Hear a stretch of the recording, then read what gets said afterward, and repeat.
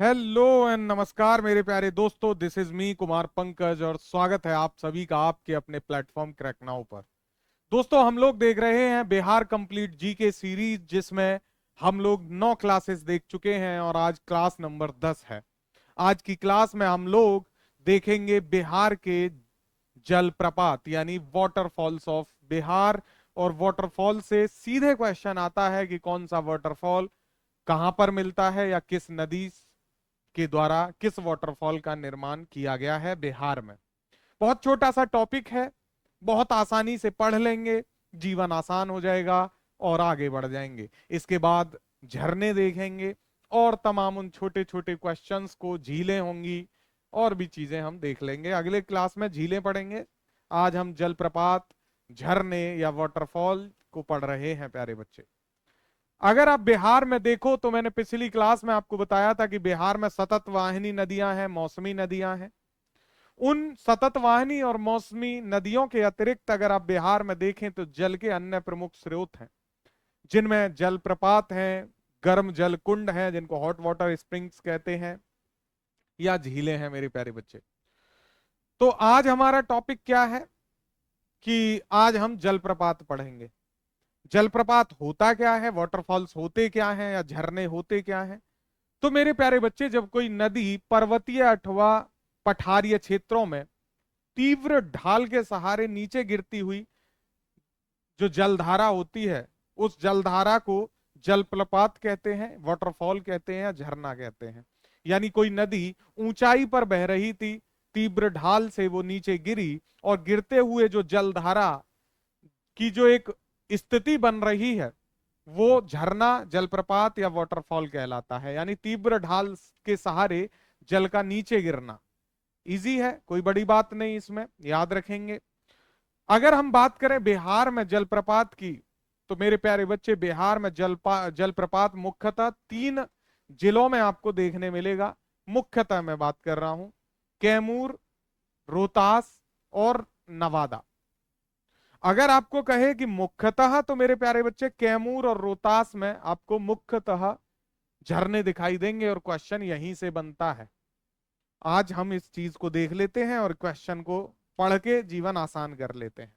सबसे पहले बिहार में जलप्रपात से क्वेश्चन आता क्या है वो देख लीजिए।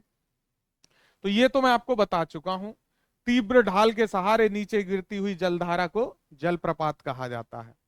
क्वेश्चन पूछेगा कैसे, आपसे कहेगा ककोलत जलप्रपात कहां पर है। तो कोडरमा पठार से आने वाली धारा के द्वारा जो है ये बनता है और ककोलत नवादा में अवस्थित है ये जलप्रपात। सबसे ज्यादा पूछा जाने वाला क्वेश्चन बिहार में ककोलत जलप्रपात ही है प्यारे बच्चे। One of the important question for waterfall. Kakolat आपसे पूछेगा, कोडरमा पठार से आने वाली धारा के द्वारा बनता है, कहां बनता है, तो ककोलत नवादा में। ककोलत स्थान है, नवादा डिस्ट्रिक्ट है। इसी तरीके से आपसे पूछेगा सुखलदरी जलप्रपात कहां पर है, तो आपने बताना होगा नदी है कनहर और अवस्थित है रोहतास में। मजे की बात यह है कि आपको मैंने रोहतास वाले एक जगह बना दिए हैं और दूसरे डिस्ट्रिक्ट वाले सब एक जगह मिल जाएंगे कि कैमूर वाले एक जगह। चलिए, इसको बाद में आएंगे, पहले एक एक जलप्रपात को हम पढ़ लेते हैं जहां से क्वेश्चन बनता है, फिर लास्ट में मैं इस ये वाली स्लाइड्स दिखा दूंगा। ककोलत जलप्रपात जिस जो सबसे इंपॉर्टेंट है, इसको ध्यान से पढ़ लीजिए प्यारे बच्चे। बिहार का सबसे प्रमुख जलप्रपात है ककोलत। नवादा से 22 किलोमीटर जब आप साउथ ईस्ट में चलेंगे, दक्षिण पूर्व में चलेंगे मेरे प्यारे बच्चे, कहां से, नवादा से। मैप पे आएंगे, ये है बिहार और ये है नवादा। नवादा से जब आप साउथ ईस्ट चलोगे 21 किलोमीटर तो ककोलत पहाड़ी पड़ेंगी। वहीं ककोलत पहाड़ी में मिलेगा आपको ककोलत जलप्रपात। इसकी ऊंचाई कितनी है, 47 मीटर है। फीट में देखो तो 160 फीट है ना। किंतु जो इसका मुख्य जलप्रपात है उसकी ऊंचाई 24 मीटर है, 80 फीट है। ठीक है, तो ध्यान रखेंगे, कोडरमा पठार से आने वाली 7 जलधाराओं के मिलने से इसका निर्माण हुआ है। मैप पे आप देख पाएंगे, फोटोज भी देख पाएंगे। ये है आपका ककोलत जलप्रपात। क्वेश्चन क्या बनेगा, पूछेगा कहां पर है, तो ककोलत पहाड़ी पर है। डिस्ट्रिक्ट कौन सा है मेरे प्यारे बच्चे, तो आपने बता देना है डिस्ट्रिक्ट नवादा, है ना। इजी है। चलिए नेक्स्ट क्वेश्चन देखते हैं। नेक्स्ट क्वेश्चन मतलब नेक्स्ट जलप्रपात है सुखलदरी जलप्रपात। क्या नाम है, सुखलद्री जलप्रपात, सुखलद्री वाटरफॉल। मेरे प्यारे बच्चे, उत्तर प्रदेश, मध्य प्रदेश और बिहार की सीमा पर जो है स्थित है ये जलप्रपात। ठीक है। किस नदी पर है? तो कनहर नदी पर है, ये ध्यान रखना है आपको इसके बारे में। और 100 फीट की ऊंचाई से गिरती हुई ये धारा, तो डिस्ट्रिक्ट आपने याद रखना है रोहतास, इसका डिस्ट्रिक्ट है। कौन सा है? रोहतास। ठीक है, इजी है जीवन, आसान है आपका। रोहतास डिस्ट्रिक्ट में है सुखलद्री जलप्रपात, यही याद रखना है आपने, डिस्ट्रिक्ट याद रखना है और किस नदी पर है ये याद रखना है। अगला जलप्रपात है धुआं कुंड जलप्रपात, धुआं कुंड वाटरफॉल, ताराचंडी पहाड़ी, सासाराम, रोहतास जिला। सासाराम क्या है? हेडक्वार्टर है रोहतास का।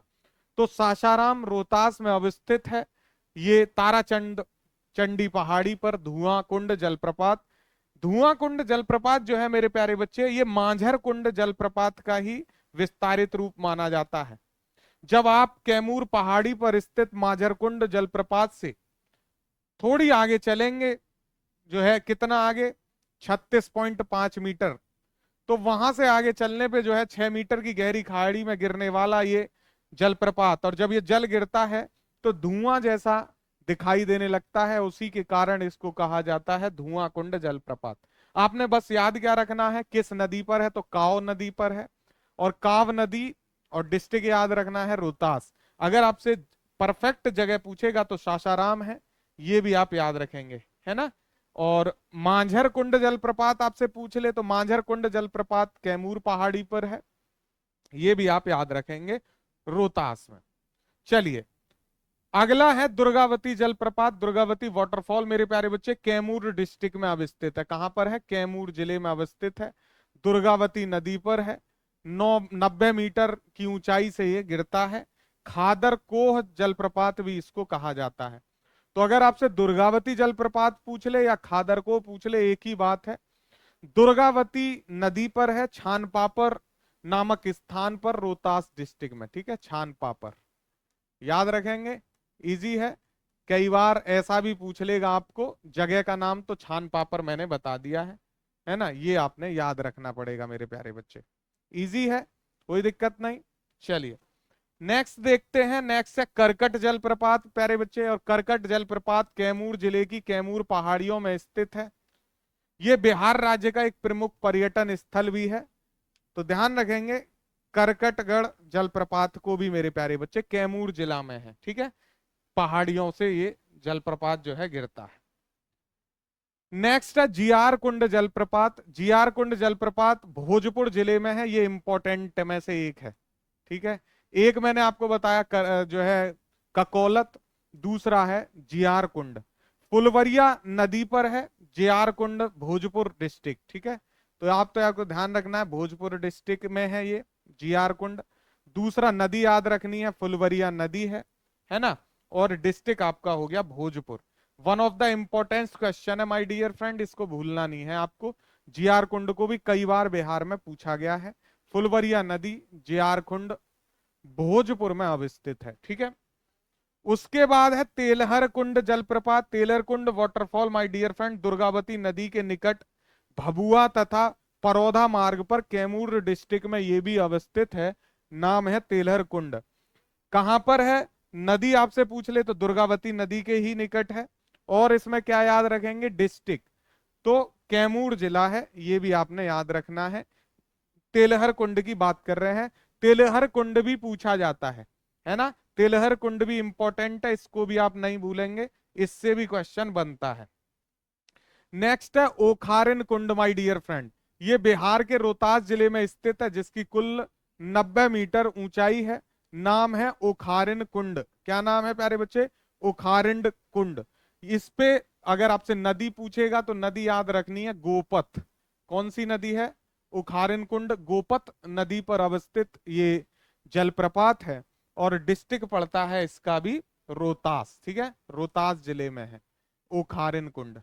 ठीक है, गोपथ नदी। चलिए नेक्स्ट अगला देखते हैं। अच्छा, अब ये लिखे हुए थे, बाकी अब स्लाइड पे आते हैं एक बार फिर से, ताकि आपका रिवीजन हो जाए। बहुत छोटा सा टॉपिक है ये, क्वेश्चन बनता है यहां से, तो मैंने कहा डिस्कस कर देता हूं।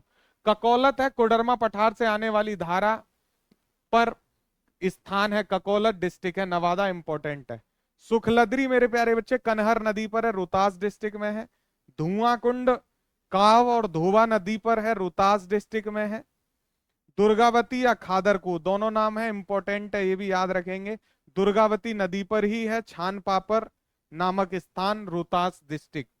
राकिम कुंड याद रखेंगे, गाय घाट पर है और रोहतास डिस्ट्रिक्ट में है। ओखारिन कुंड में बता चुका हूं, गोपत नदी पर है प्यारे बच्चे, रोहतास डिस्ट्रिक्ट में है। आगे बढ़ोगे तो देखोगे मंझर कुंड, मंझर कुंड 110 मीटर ऊंचा है, सासाराम और रोहतास डिस्ट्रिक्ट में है, मैं बता चुका हूं आपको। देवदारी मेरे प्यारे बच्चे ध्यान रखेंगे, कर्मनाशा नदी पर है देवदारी, रोहतास के पठार पर अवस्थित है ये देवदारी, इसको याद रखेंगे। जीआर कुंड मैंने आपको बताया, जीआर कुंड इंपॉर्टेंट है, इसको कई बार पूछा गया बीपीएससी में।